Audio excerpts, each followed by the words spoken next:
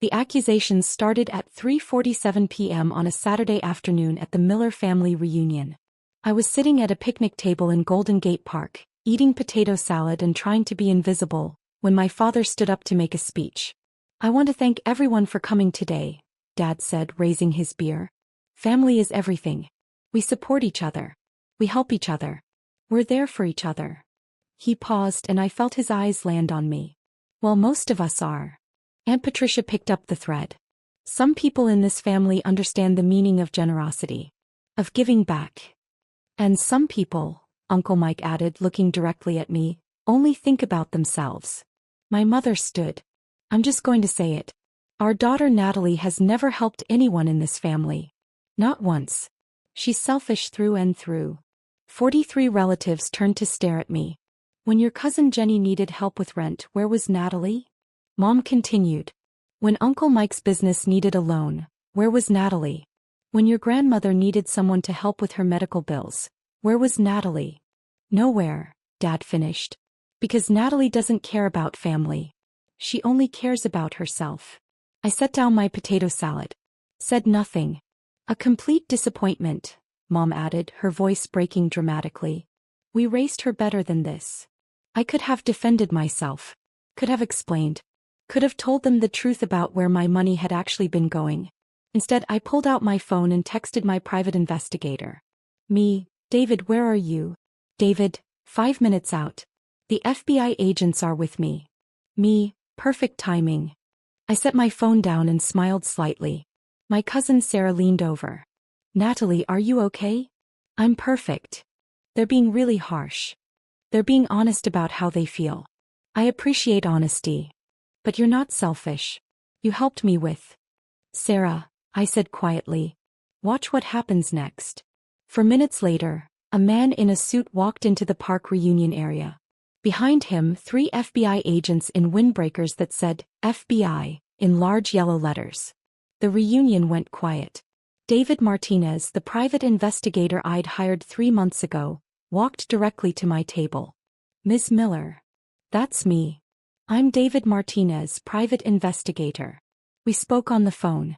"I have the final report on the financial fraud investigation you commissioned." Every head turned. "Fraud?" Dad said. "What fraud?" David opened his briefcase. "Ms. Miller hired me 3 months ago to investigate irregularities in her credit report. What I found was extensive identity theft and financial fraud." He pulled out a thick folder. "Over the past 7 years, someone has opened 23 credit cards in Ms. Miller's name. Total fraudulent charges, $267,000. The FBI agents stepped forward. One of them, a woman in her 40s, held up a badge. "I'm Special Agent Carol Rodriguez, FBI Financial Crimes Division. We've been working with Mr. Martinez on this case. Ms. Miller, we have warrants to execute today." Mom's face went pale. "Warrants? For what?" Agent Rodriguez looked at her notes. "For the arrest of Jenny Miller, Patricia Miller, and Michael Miller on charges of identity theft, credit card fraud, and wire fraud." The park went completely silent. My cousin Jenny stood up. "That's ridiculous." "I didn't." "Jenny Miller," Agent Rodriguez continued, "you opened 11 credit cards using your cousin Natalie Miller's identity between 2019 and 2024. Total charges, $89,000. The cards were delivered to your address. You made charges at stores near your residence. Your digital footprint is extensive." Jenny's face crumbled. "Natalie, I can explain." "Aunt Patricia," the agent continued, "you opened 7 credit cards in Natalie Miller's name between 2020 and 2024. Total charges, $112,000. You used these cards to finance your son's wedding, your kitchen renovation, and a trip to Europe." Aunt Patricia grabbed the table. "I was going to pay it back." "Uncle Mike, 5 credit cards, $66,000 in charges. Primarily business expenses for your failed restaurant venture." Uncle Mike was shaking. "Natalie, you have so much money. I didn't think you'd miss it." I finally spoke. "I don't have so much money. I'm a high school teacher. I make $68,000 a year. But you never help anyone." Dad protested. "You must have savings." I had $180,000 in savings. From 10 years of careful budgeting. It's gone now. Because I've been paying minimum payments on $267,000 worth of credit cards I didn't open, trying to avoid bankruptcy while I figured out who was committing fraud against me. David handed me a document. The investigation took 3 months. Credit card applications traced back to 3 addresses. Security footage from stores showed the card holders. Bank records showed the money flow. He turned to face my family. For 7 years, 3 members of this family systematically destroyed Natalie Miller's financial life, while calling her selfish for not giving them money. Agent Rodriguez stepped forward with handcuffs. Jennifer Miller, you're under arrest. No. Jenny screamed. Natalie, please. We're family. Patricia Miller, you're under arrest. Aunt Patricia started crying. I needed that money. My son deserved a nice wedding. Michael Miller, you're under arrest. Uncle Mike lunged toward me. You bitch. You're going to destroy this family. 2 agents grabbed him. As they were led away in handcuffs, my father found his voice. Natalie, what have you done? I protected myself, I said quietly. From the family that was robbing me blind while calling me selfish. The first credit card appeared 5 years into my teaching career. I was 29, finally had $50,000 saved, was thinking about buying a condo. I checked my credit score as part of the mortgage pre-approval process. Score. Credit score, 592. That couldn't be right. I'd never missed a payment. Never carried a balance. Never had any debt except student loans which I'd paid off 2 years earlier. I pulled my full credit report. There were 4 credit cards I'd never opened. Total balance, $47,000. I called the credit card companies. I didn't open these accounts. The applications were submitted online using your social security number, date of birth, and mother's maiden name. Someone stole my identity. You'll need to file a police report and a fraud claim with each company. I filed police reports. Filed fraud claims. Spent 6 months getting the cards closed and the debts removed from my report. A year later it happened again. 3 more cards. $38,000 in charges. Another year. For more cards. $52,000. Each time I filed reports. Filed claims. Got the debts removed. But it took months. My credit score tanked.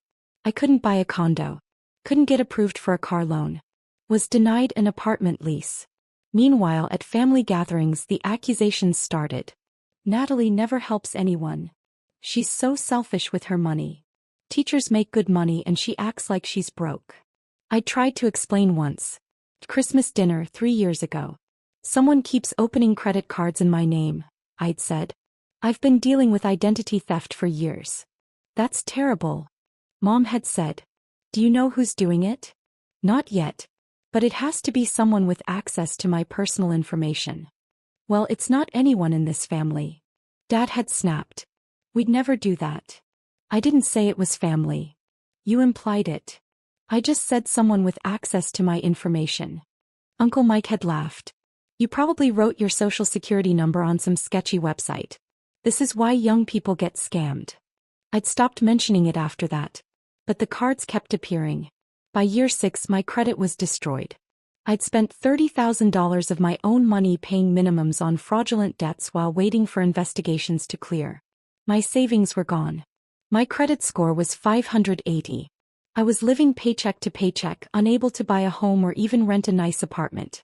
And at every family gathering I was called selfish for not lending money to relatives who asked, "Can you help with Jenny's rent? Can you loan Uncle Mike money for his business? Can you contribute to Grandma's medical bills?" I can't. I'm dealing with financial issues. Selfish. Disappointing. We raced you better than this. 6 months ago I'd had enough. I hired David Martinez, a private investigator who specialized in identity theft. I want to know who's doing this to me. I don't care what it costs. This kind of investigation typically runs $15,000 to $25,000, he'd said. Fine. Find them. Took 3 months. But David found everything. The thing people don't understand about identity theft. It's not just about the money. It's about the time. Each fraudulent card required hours on the phone. Filling out forms. Filing police reports. disputing charges, providing documentation. I'd spent literally hundreds of hours over 7 years fighting fraud while working full-time as a teacher. Teaching isn't a 9 to 5 job. It's 7 a.m. to 5 p.m., plus evening grading, plus weekend lesson planning. Add an hour's fighting fraud each week and I had no life. No dating. No hobbies. No social life. Just work and fraud prevention. Meanwhile, my family lived well. Jenny got married, took vacations, posted constantly on Instagram about her blessed life. Aunt Patricia renovated her entire house. Uncle Mike opened and closed 3 restaurants. All on my credit. All while calling me selfish. David's investigation revealed the pattern. Jenny had accessed my mail when she briefly lived with me during her divorce. She'd taken bank statements, credit card offers, tax documents. Everything she needed to apply for credit in my name. She'd recruited Aunt Patricia and Uncle Mike when they had financial problems. Natalie won't help us, so we'll help ourselves. They'd been coordinating. Taking turns opening cards so the pattern wasn't obvious. Using my information like it was communal property. And the entire family had watched me struggle while judging me for not helping them more. 2 weeks before the reunion, David called with his final report. Natalie, I have everything. Names, dates, amounts, documentation. It's airtight. Tell me. He'd walked me through it all. 23 credit cards. $267,000 in fraud. 7 years of systematic theft by 3 family members. What do you want to do with this information? I want them arrested. Are you sure? They're family. They're criminals. They destroyed my financial life and called me selfish while doing it. The FBI will need to be involved. Wire fraud, identity theft. These are federal crimes. Good. Call them. Natalie, your family is going to hate you. They already hate me. They just disguise it as disappointment. David was quiet for a moment. When do you want this to happen? The family reunion is in 2 weeks. Can you have everything ready by then? You want me to bring FBI agents to a family reunion? I want them arrested in front of everyone who spent 7 years calling me selfish. That's cold. That's justice. The 2 weeks before the reunion, I prepared carefully. First, I met with Special Agent Carol Rodriguez and her team. They reviewed David's evidence.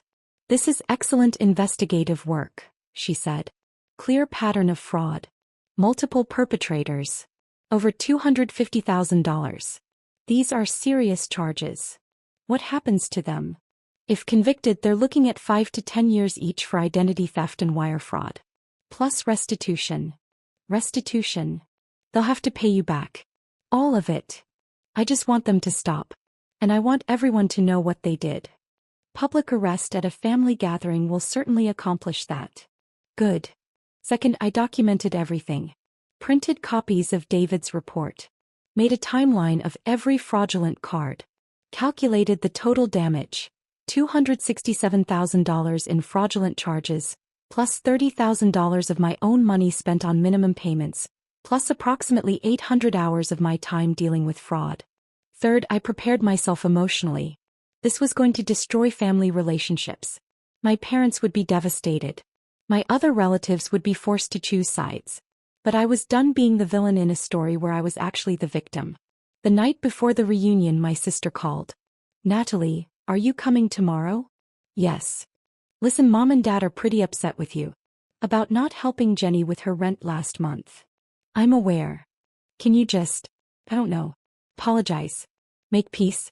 They're going to bring it up. Let them. You're being stubborn. I'm being honest. It's the same thing. We'll see.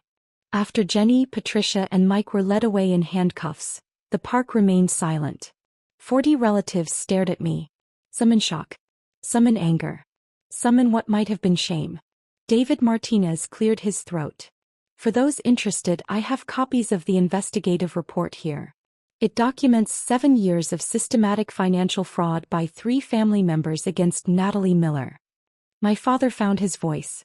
You had your own family members arrested? I had 3 criminals arrested. They happen to be related to me. They're your cousin, your aunt, your uncle. They opened 23 credit cards in my name. They stole $267,000. They destroyed my credit for 7 years. While you all called me selfish. Mom was crying. How could you do this? How could I report crimes? How could I protect myself? How could I stop letting family members rob me while the rest of you judged me for not giving them more money? We didn't know. Dad protested. You didn't ask. I told you years ago I was dealing with identity theft. You dismissed it. Aunt Susan, Patricia's sister, stepped forward. Natalie, there has to be another way. They're going to prison. They committed federal crimes. Can't you drop the charges? Please. No. Why not? Because for 7 years I've been paying for Jenny's lifestyle, Patricia's home renovation and Mike's failed businesses. While working 60-hour weeks as a teacher. While being told I'm selfish for not helping more. I'm done. My cousin Tom, Jenny's brother, was furious. You're destroying this family. Your sister destroyed my financial life. I'm just holding her accountable. She has kids. What are they supposed to do while she's in prison? What was I supposed to do while she was committing fraud? While maxing out credit cards in my name? While ruining my credit so I couldn't buy a home or even rent a decent apartment? You don't have kids. She does. That's not a justification for federal crimes, Tom. David stepped in.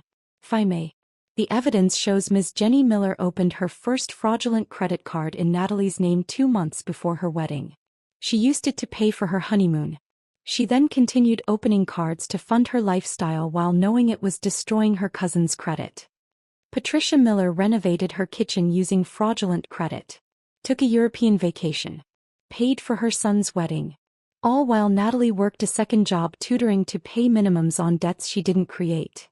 Michael Miller opened 5 cards in 18 months to fund restaurant ventures that failed. When they failed, he abandoned the debt that was attached to Natalie's name, destroying her credit score to 580. He looked around the reunion. These weren't mistakes. This was calculated, systematic fraud over 7 years by 3 people who had access to family information. My mother was shaking her head. I don't believe this. There has to be an explanation. There is an explanation, I said. They're thieves. And you all enabled them by calling me selfish when I couldn't give them money, because they'd already stolen everything I had. Grandma Rose spoke up. She was 92 and sharp as ever. Natalie, did you ever ask them for help? No. Why not? Because I was ashamed. Because I thought I'd failed somehow. Because every time I mentioned the identity theft, someone in this family told me it was my fault for being careless. I'm sorry, Grandma said quietly. I'm sorry we didn't listen. Thank you. Agent Rodriguez stepped forward. Ms. Miller, do you have anything else to add? Just one thing. I stood up and addressed the reunion. For 7 years you've all watched me struggle. You've judged me for not helping relatives financially. You've called me selfish, disappointing, cold. Not once did anyone ask if I was okay, if I needed help, if something was wrong. You just assumed I was the problem. Now you know the truth. The problem was never me.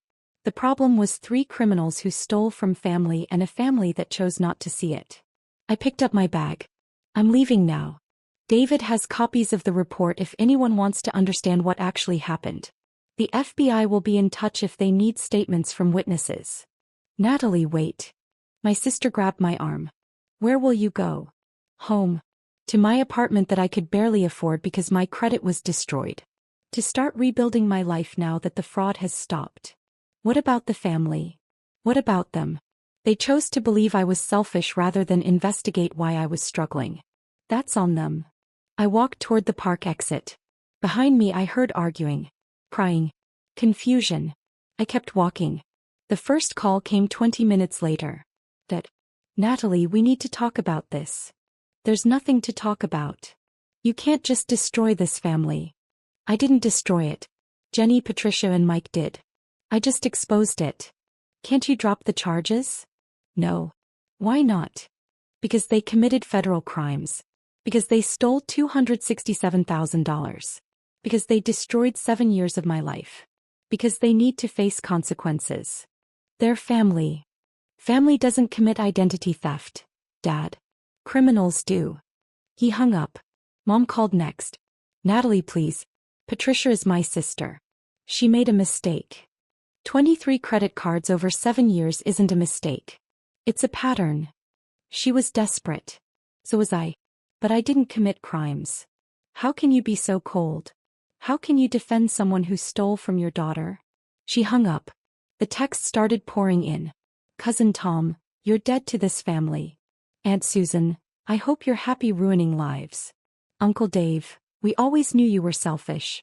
Now we know you're vindictive too. But there were other messages too. My sister Melissa, I'm sorry I didn't believe you. About the identity theft. I should have listened. Cousin Sarah, thank you for being brave. What they did was wrong. Grandma Rose, come visit me tomorrow. We should talk. That night I sat in my apartment and cried. Not from regret, from relief. For 7 years I'd been drowning. Working 2 jobs, fighting fraud, watching my savings evaporate, being called selfish by people who were literally robbing me. Now it was over. The FBI had the perpetrators. The fraud would stop. I could start rebuilding. But the family? That was broken. Probably forever. And I realized, that was okay. The legal process took 18 months. Jenny pled guilty to 11 counts of identity theft. Sentenced to 4 years in federal prison, 3 years supervised release, and ordered to pay $89,000 in restitution plus interest. Patricia pled guilty to 7 counts. 3 years in prison, 3 years supervised release, $112,000 in restitution. Mike went to trial. Was convicted on all counts. 5 years in prison, 5 years supervised release, $66,000 in restitution. The restitution orders included payment plans. I'd get my money back eventually. Maybe over 10 years. Maybe 20. But I didn't care about the money anymore. I cared about the validation. The family split predictably. Half believed I'd done the right thing.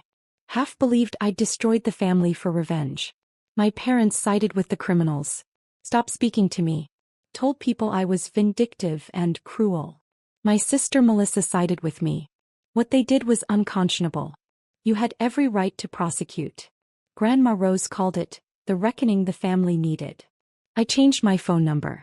Moved to a new apartment. Started the slow process of rebuilding my credit. 6 months after the arrests, the San Francisco Chronicle ran a story. Local teacher exposes $267,000 identity theft by family members. The article detailed everything. The 7 years of fraud. The family accusations. The reunion arrests. It went viral. The reporter asked, "Do you have any regrets?" I regret not investigating sooner. I could have stopped this years ago if I'd hired a private investigator earlier. What about the family relationships? I regret that my family chose to side with criminals instead of a victim. But I don't regret prosecuting. Identity theft is a serious crime. The fact that it was committed by relatives doesn't make it less serious. Your mother told us you were always selfish. That this is consistent with your character. My mother enabled 3 people to commit federal crimes against me while calling me selfish for not giving them money. Her opinion of my character is meaningless. That's harsh. That's honest. I spent 7 years being gaslit by people who were robbing me. I'm done being polite about it. The article ran with my teaching photo. Within days I received dozens of messages from other identity theft victims. Thank you for speaking out. I'm dealing with family fraud too. Seeing your story gave me courage to report it. You're not selfish. You're brave. 1 year after the arrests, I attended a fraud victims advocacy conference in Washington, D.C. I told my story to a room of 500 people. Identity theft by family members is underreported, I said. Because victims are pressured to protect their families instead of themselves. We're told reporting crimes makes us vindictive or cruel. But theft is theft. Fraud is fraud. A crime doesn't become less serious because the perpetrator is related to you.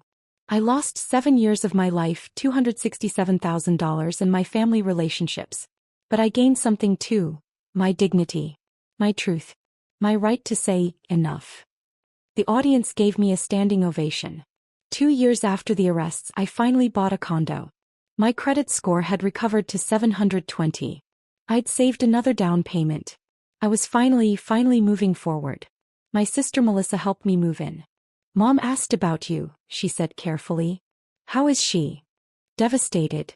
Jenny's in prison. Patricia's in prison. Mike's in prison. Dad won't talk about it. The whole family is fractured.